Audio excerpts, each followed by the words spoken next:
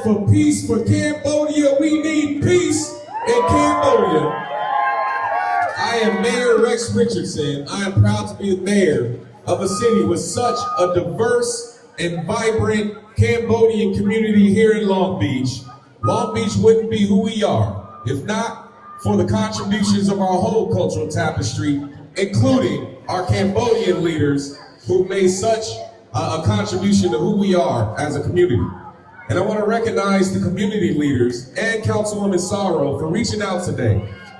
and letting me know that we were pulling together this rally,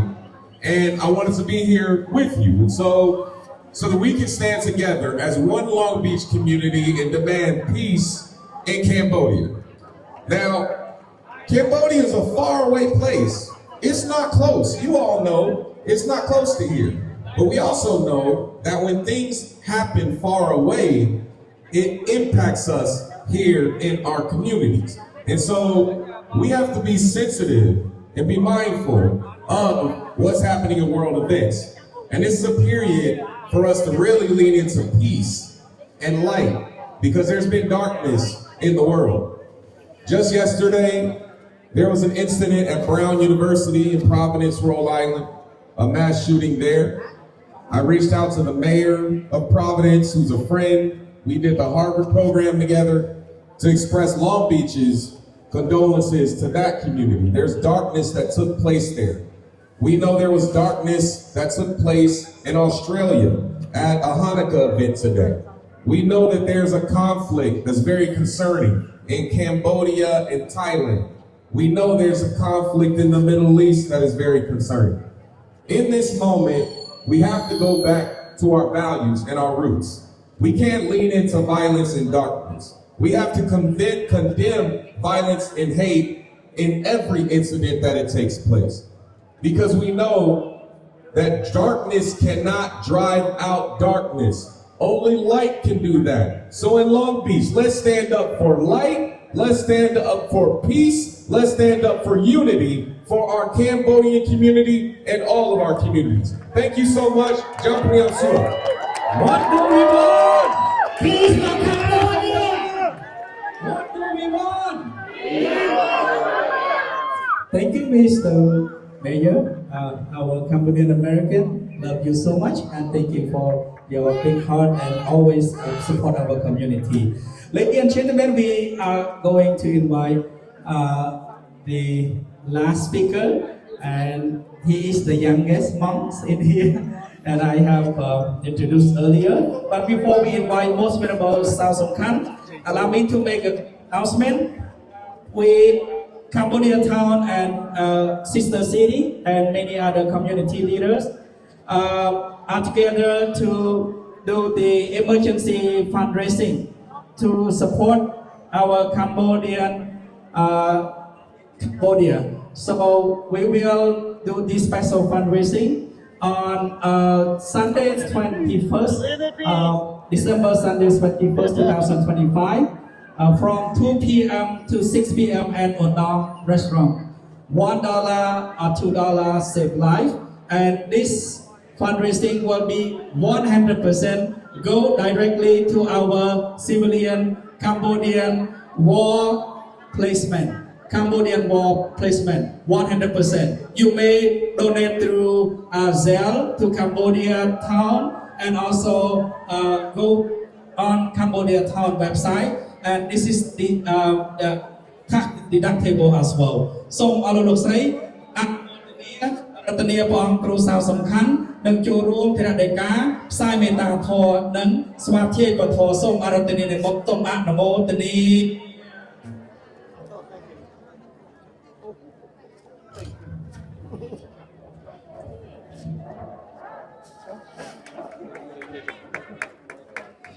Namo tassa bhagavato arahato samma sambuddhassa. Namo tassa bhagavato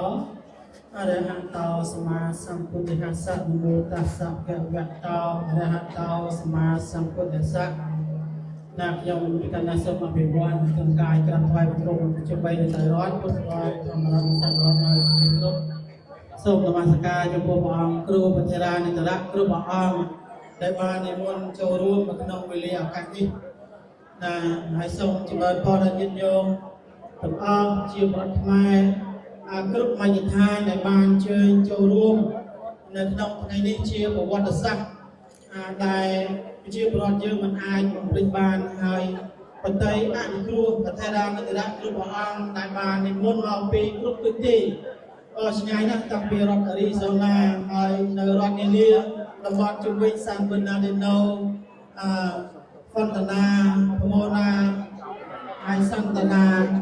ក៏នៅខាងLAជាដើមជាច្រើននៅជុំវិញតំបន់មាននិមន្តមកពីរាជាណាចក្រកម្ពុជាផងដែរក៏ដូចខ្ញុំបានឃើញហើយកំហុសនេះគឺជាអកលបុត្រខ្មែរជារយៈសមណៈអង្គអាចដែលលះបង់ពេលវេលាហើយចូលរួមជាមួយនឹងពុទ្ធបរិស័ទប្រជាពលរដ្ឋខ្មែរទាំងអស់ដែលមានការជឿចាប់ដោយការរំលោភបំពានប្រទេសមានព្រំដែនសូម្បីតែឋានសួគ៌ឋានប្រអិនក៏មានព្រំដែនដែរមិនអាចរំលោភបានទេហើយយើងមកក្នុងថ្ងៃនេះក្នុងនាមជាព្រះសង្ឃផងយើងមកដើម្បីឲ្យពិភពលោកមើលឃើញថាភាពអយុត្តិធម៌ហើយនឹងការចង់បានយុត្តិធម៌និងសន្តិភាពដល់ប្រជាពលរដ្ឋខ្មែរជាពិសេសទង្វើទាំងឡាយណាដែលប៉ះពាល់ដល់អាយុជីវិតមនុស្សសត្វធម្មជាតិជាពិសេសបានបំផ្លិចបំផ្លាញនៅសម្បត្តិដូនតាប្រាសាទមរតករបស់យើងដែលមិនអាចកាត់ថ្លៃបានហើយនេះហើយដែលធ្វើឲ្យប្រជាពលរដ្ឋខ្មែរមិនថាប្រសង់មិនថាប្រសាទេគឺយើងមិនអាចនៅស្ងៀមដាច់ខាតមិនថាថ្ងៃនេះយប់នេះថ្ងៃស្អែកជារៀងរហូតដរាបណាមានសន្តិភាពមានការរំលោភបំពាននៅលើប្រជាពលរដ្ឋរបស់ខ្មែរយើងប្រជាពលរដ្ឋខ្មែរទូទាំងពិភពលោកគឺមិនឈប់ដាច់ខាតគឺទាមទារឲ្យមានសន្តិភាពបញ្ឈប់សង្គ្រាមគោរពកិច្ចព្រមព្រៀងការជប់បាញ់គ្នាព្រោះប្រជាពលរដ្ឋមិនមែនតែខ្មែរនឹងទេប្រទេសថៃប្រជាពលរដ្ឋថៃក៏គាត់ត្រូវការសន្តិភាពដូចយើងដែរប្រជាពលរដ្ឋក្នុងលោកក៏ត្រូវការសន្តិភាពមិនត្រូវការសង្គ្រាមទេហើយដូច្នេះហើយថ្ងៃនេះយើងចេញមកដើម្បីទាមទារឲ្យពិភពលោកបញ្ឈប់នឹងសង្គ្រាមយើងត្រូវការសន្តិភាព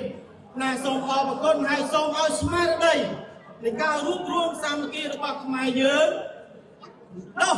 សន្តានដល់បេះដូងរបស់ប្រជាពលរដ្ឋខ្មែរវិរៈអង្គអាចវិរៈកូនប្រុសរបស់ខ្មែរយើងទូបីទៅគាត់អត់ទេគ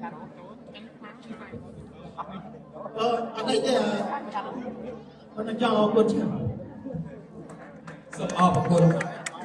សូមអនុមោទនាដោយហឫទ័យរបស់ព្រះអង្គរន្ធត់ដោយឃើញការទុក្ខវេទនារបស់ពុទ្ធបរិស័ទក៏ដូចជាទុក្ខវេទនារបស់ព្រះសង្ឃហើយដូច្នេះហើយសូមអរគុណនៅទឹកប្រទេសហើយដូច្នេះសូមលោកស្រីតាំងចិត្តជាឯកតារម្យដើម្បីនិមន្តព្រះអង្គស្វាធ្យាយនៅពុទ្ធជ័យមង្គលមុននឹងរៀបចំក្បួនដង្ហែយាត្រាដើម្បីសន្តិភាពជូនដល់ប្រទេសកម្ពុជាឱកាសវិបត្តិបដិពាហាយសព្វសម្បត្តិសិទ្ធិយាសព្វទុក្ខសព្វភ័យសព្វរោគវិនាសាយបរិតាំងពុទ្ធមង្គលំបងប្អូនព្រះអង្គគ្រូដ៏ចម្រើនយើងខ្ញុំបករណាទាំងឡាយមានចវាយក្រុមលោកស្រីបណ្ឌិតចៅសង្កាត់ព្រមទាំងថ្នាក់ដឹកនាំសហគមន៍និងប្រជាពលរដ្ឋពុទ្ធបរិស័ទខ្មែរអាមេរិកនិងសាសនាអន្តរជាតិទាំងអស់នៅ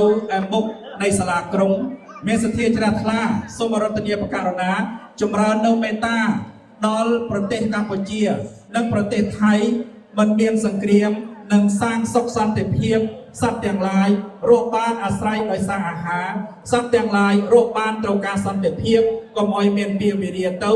ដោយអំណាចនៃការស្វាធ្យាយនៅពុទ្ធជ័យមង្គលនេះសូមឲ្យពិភពលោកបានសេចក្តីសុខសន្តិភាពតរៀងទៅសូមអនុមោទនា